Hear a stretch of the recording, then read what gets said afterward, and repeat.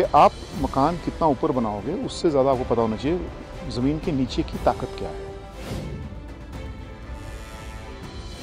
जो EM Thompson ने 60-70s में हिमालय में स्टडी किया है और उसने एक बात कही है कि ये पूरा स्ट्रेच जो है वो बहुत ही ज़्यादा वल्नरेबल है, क्योंकि आप ये सब कुछ मान लो सही भी करते हो तब भी आप खतरे से नहीं बच सकते हो।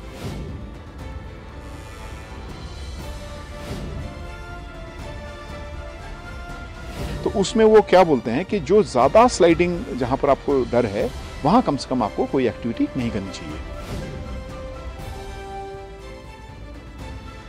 कह रहा हूँ कि डिजास्टर के साथ रहना ये सीखना चाहिए पहाड़ के अंदर, ये बहुत ही एसेंशियल है।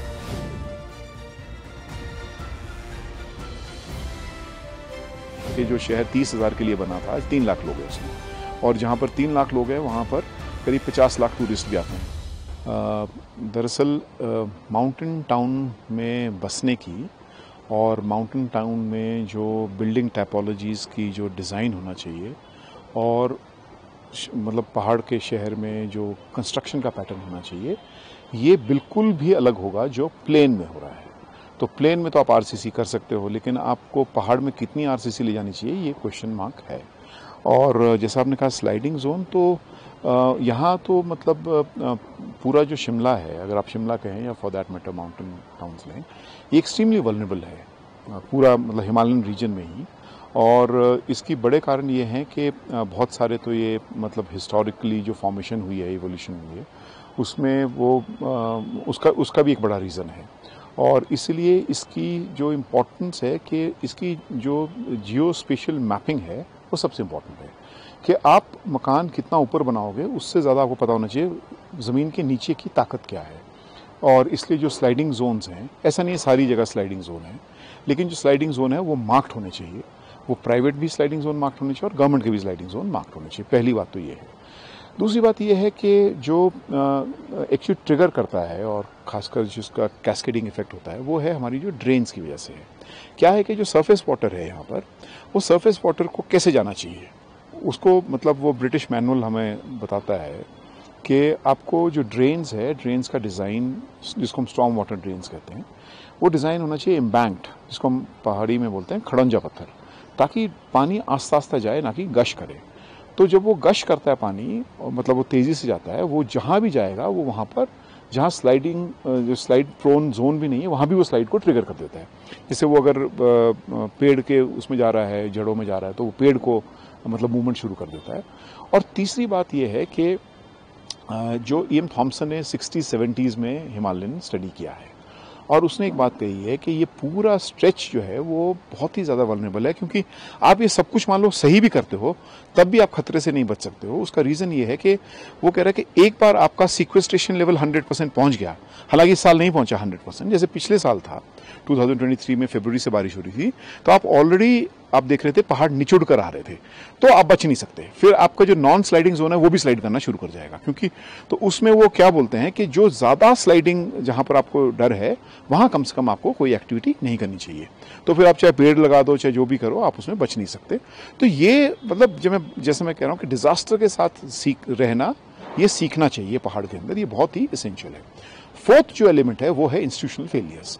अब आप देखें जैसे पिछले साल जो समर हिल में हमारे डेथ हुई, उसका ट्रिगर एडवांस स्टडी से हुआ है, और वो मतलब वो हमारे एक कहावत है अंग्रेजी में, स्टिच ऑन टाइम सेव्स 9। अब एडवांस स्टडीज़ पिछले 5 साल से एडहॉकिज्म पे चला हुआ है। एक वो टाइपिस्ट है, सुना, वो मतलब वहाँ पर स्टेट उनको देखते हैं, तो अगर आप पहले से देख रहे हो कि डंगा फूल रहा है तो आप उसकी रिपेयर शुरू कर सकते थे, तो वो जाने भी बच सकती थी। इसी तरह से अभी वो जो 2 रोड उधड़ गए हैं वो भी उसी तरह से इंस्टीट्यूशनल फेलियर है, ना उनकी ड्रेन काम कर रही है।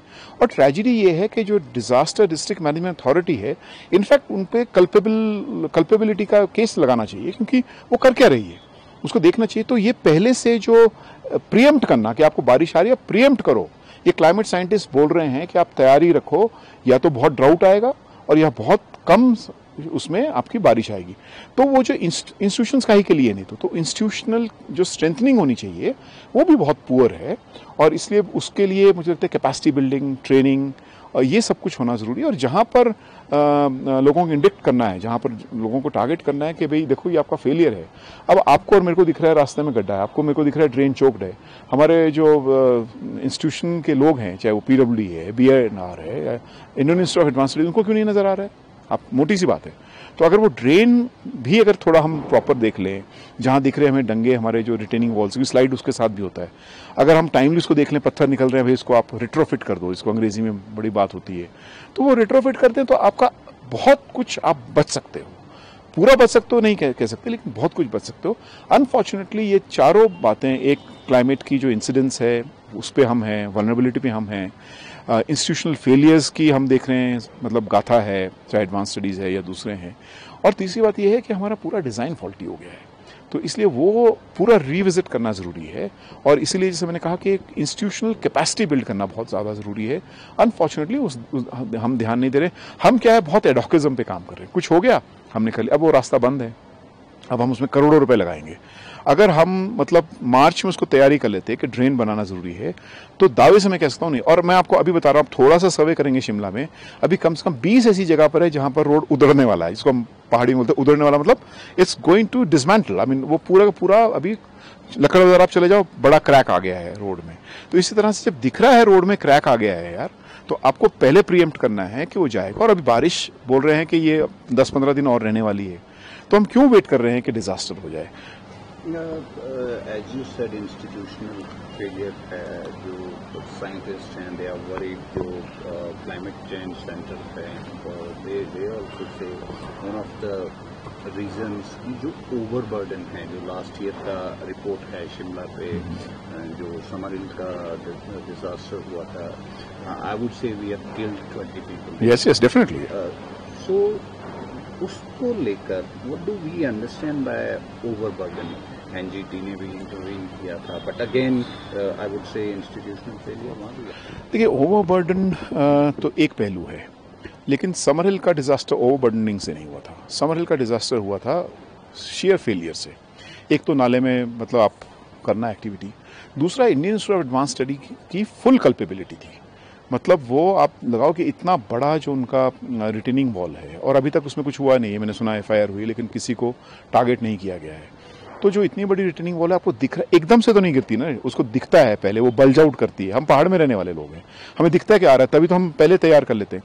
तो वो क्यों नहीं उनको दिखा? अगर वो प्रीएम्प्ट कर लेते तो आप पहले अर्ली वार्निंग सिग्नल्स दे सकते थे कि देखो डाउन स्ट्रीम में कोई अब एक्टिविटी ना करे, तो बच सकते थे। You are right, we have killed those people. तो एक तो ये बात है। दूसरा, ओवरबर्डन की मुझे लगता है कि एक साइंटिफिक बेसिस होना चाहिए, और वो इतना आसान ये कहना आज सही नहीं होगा, क्योंकि जहां हम अर्बन प्लानिंग की बात करते हैं, डेंसिटी भी इम्पॉर्टेंट है, लेकिन पहाड़ में कितनी डेंसिटी होनी चाहिए? क्या हम पहाड़ के शहरों को बिल्कुल किल कर देंगे उसका सोशियो इकोनॉमिक पहलू को लेकर? लेकिन ये बात तो सही है कि जो एक कहावत है कि जो शहर 30,000 के लिए बना था, आज 3 लाख लोग हैं उसमें, और जहाँ पर 3 लाख लोग हैं वहाँ पर करीब 50 लाख टूरिस्ट भी आते हैं। तो ये तो डेफिनेटली आज चैलेंज है। और अभी हम जितना पानी हमारे पास है उससे 2.5 गुना पानी और ला रहे हैं, तो वो पूरा का पूरा पानी भी यहीं पर वापस यहीं से इसी सिस्टम से इकोसिस्टम में जाएगा, और क्या क्या आगे तबाही करेगा। तो that doesn't mean that we don't need that water, but the point is कि इस पे एक बहस होना ज़रूरी है। और इसीलिए हम लोग एक शिमला कलेक्टिव से एक शिमला विजन 2040 कर रहे हैं, और वो आने वाले टाइम में हम उसमें पूरे शिमला के लोगों को शामिल कर रहे हैं कि 2040 तक शिमला क्या होना चाहिए। और बेसिकली टारगेट ये है जो हमारा SDGs के साथ है कि ज़ीरो एमिशन शिमला, मतलब 2070 है नेशनल टारगेट। तो हम शिमला में प्रयास कर रहे हैं कि डिफरेंट स्टेक होल्डर्स को बुला के इसको हम 2050-60 के बीच में, ये अगर हम प्रोसेस नहीं करेंगे तो एक Shimla vision, because Shimla vision आपका डेवलपमेंट प्लान नहीं हो सकता। तो उसके लिए जिसमें आप ओवरबर्डनिंग की बात कर रहे हो, कैपेसिटी बिल्डिंग की बात कर रहे हो, या कैरिंग कैपेसिटी की बात कर रहे हो, तो वो ऑलरेडी प्रोसेस हमने शिमला कलेक्टिव से शुरू कर दिया है।